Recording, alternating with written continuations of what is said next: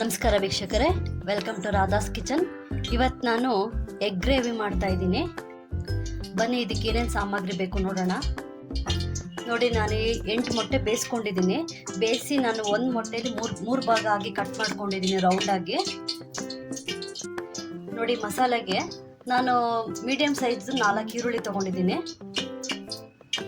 1 ಉಂಡೆ ಬೆಳ್ಳುಳ್ಳಿ ತೊಗೊಂಡಿದ್ದೀನಿ, ಒಂದು 4 ಇಂಚಷ್ಟು ಶುಂಠಿ, 1 ಹಿಡಿಯಷ್ಟು ಕೊತ್ತಂಬರಿ, ಒಂದು 6-7 ಹಸಿಮೆಣಸಿನ್ಕಾಯಿ, ಒಂದು 10 ಗೋಡಂಬಿ ತೊಗೊಂಡಿದ್ದೀನಿ. ಇದು ಮಸಾಲೆಗೆ. ನೋಡಿ, ಇದು ಗರಂ ಮಸಾಲ ತೊಗೊಂಡಿದ್ದೀನಿ, ಅರಿಶಿನ ಪುಡಿ ತೊಗೊಂಡಿದ್ದೀನಿ, ಚಿಲ್ಲಿ ಪೌಡರು, ಆಮೇಲೆ ಫ್ರೆಶ್ ಕ್ರೀಮು. ನಿಮ್ಗೆ ಫ್ರೆಶ್ ಕ್ರೀಮ್ ಇಲ್ಲ ಅಂದರೆ ಹಾಲಿನ ಕೆನೆ ಆದರೂ ಹಾಕ್ಕೊಳ್ಬೋದು. ಇದು ಪೆಪ್ಪರ್ ಪೌಡ್ರ್ ತೊಗೊಂಡಿದ್ದೀನಿ, ಜೀರಾ ಪೌಡ್ರ್ ತೊಗೊಂಡಿದ್ದೀನಿ, ಆಮೇಲೆ ರುಚಿಗೆ ತಕ್ಕಷ್ಟು ಉಪ್ಪು. ನೋಡಿ, ನಾನು ಇಲ್ಲೊಂದು ಪಾತ್ರೆ ತೊಗೊಂಡಿದ್ದೀನಿ. ಇವಾಗ ಮೊಟ್ಟೆನ ಬೀಟ್ ಮಾಡೋದಕ್ಕೆ ಇವಾಗ ನಾನು ಒಂದು 2 ಸ್ಪೂನ್ ಅಷ್ಟು ಕಾರ್ನ್ಫ್ಲೋರ್ ಹಾಕ್ಕೊತಾ ಇದ್ದೀನಿ. ನೋಡಿ, 2 ಸ್ಪೂನ್ ಕಾರ್ನ್ಫ್ಲೋರ್ ಹಾಕ್ಕೊಂಡಿದ್ದೀನಿ. ಒಂದು ಮೊಟ್ಟೆ ಒಡೆದು ಹಾಕ್ಕೊತಾ ಇದ್ದೀನಿ. ಒಂದು ಅರ್ಧ ಸ್ಪೂನ್ ಅಷ್ಟು ಚಿಲ್ಲಿ ಪೌಡ್ರು, ಒಂದು ಸ್ವಲ್ಪ ಉಪ್ಪು. ಇದನ್ನು ಚೆನ್ನಾಗಿ ಕಲಿಸ್ಕೊಳ್ಳೋಣ. ನೋಡಿ, ಎಣ್ಣೆ ಬಿಸಿಯಾಗಿದೆ.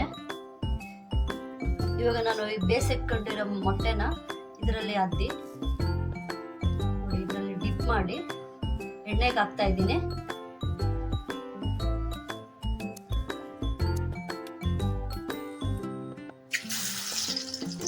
ಸಿಮ್ಮಲ್ಲಿ ಇಟ್ಕೊಳ್ಳಿ, ಹೈ ಮಾಡ್ಕೊಳಕ್ ಹೋಗ್ಬೇಡಿ.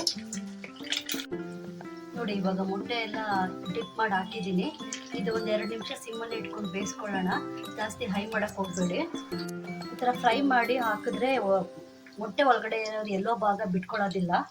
ಇಲ್ಲಾಂದರೆ ಮೊಟ್ಟೆಯಲ್ಲಿರೋ ಎಳ್ಳೋ ಭಾಗ ಎಲ್ಲ ಬಿಟ್ಕೊಂಡು ಗ್ರೇವಿ ಎಲ್ಲ ಪುಡಿ ಪುಡಿ ಆಗಿಬಿಡುತ್ತೆ. ನೋಡಿ, ಇವಾಗ ನಾನು ಇದನ್ನೆಲ್ಲ ತೆಗಿತಾ ಇದ್ದೀನಿ. ನೋಡಿ, ಎಷ್ಟು ಬಿಡಿ ಬಿಡಿಯಾಗಿ ಎಷ್ಟು ಚೆನ್ನಾಗಿದೆ. ಒಂದು ಮೊಟ್ಟೆನೂ ಬಿಟ್ಕೊಂಡಿಲ್ಲ.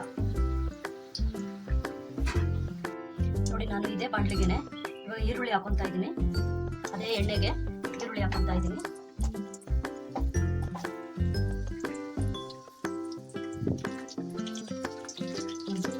ಬೆಳ್ಳುಳ್ಳಿ ಹಾಕೊತಾ ಇದ್ದೀನಿ, ಶುಂಠಿ ಹಾಕೊತಾ ಇದ್ದೀನಿ,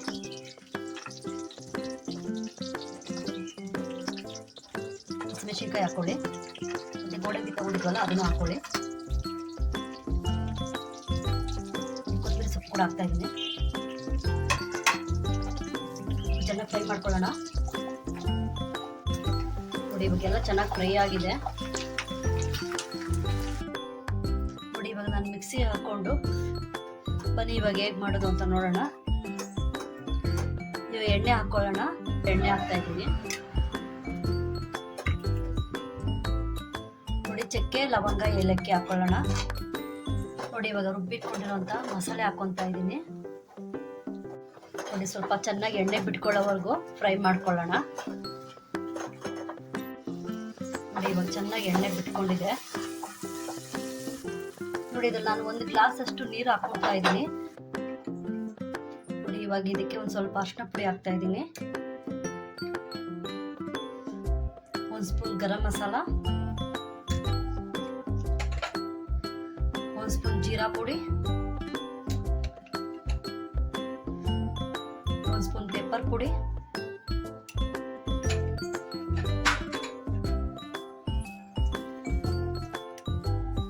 1 ಸ್ಪೂನ್ ಅಷ್ಟು ಚಿಲ್ಲಿ ಪೌಡರ್ ಹಾಕ್ತಾ ಇದ್ದೀನಿ.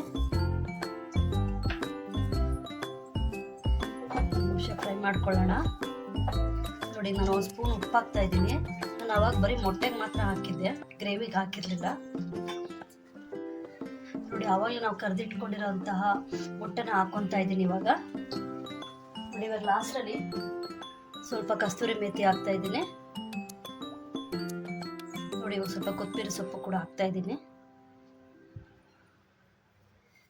ಇವಾಗ ಇದನ್ನ ಹಾಕ್ಬಿಟ್ಟು ಕಲ್ಸಕ್ಕೆ ಹೋಗ್ಬಿಟ್ಟು ಲಿಡ್ ಕ್ಲೋಸ್ ಮಾಡಿಬಿಟ್ಟು 2 ನಿಮಿಷ ಹಾಗೆ ಬಿಟ್ಬಿಡಿ.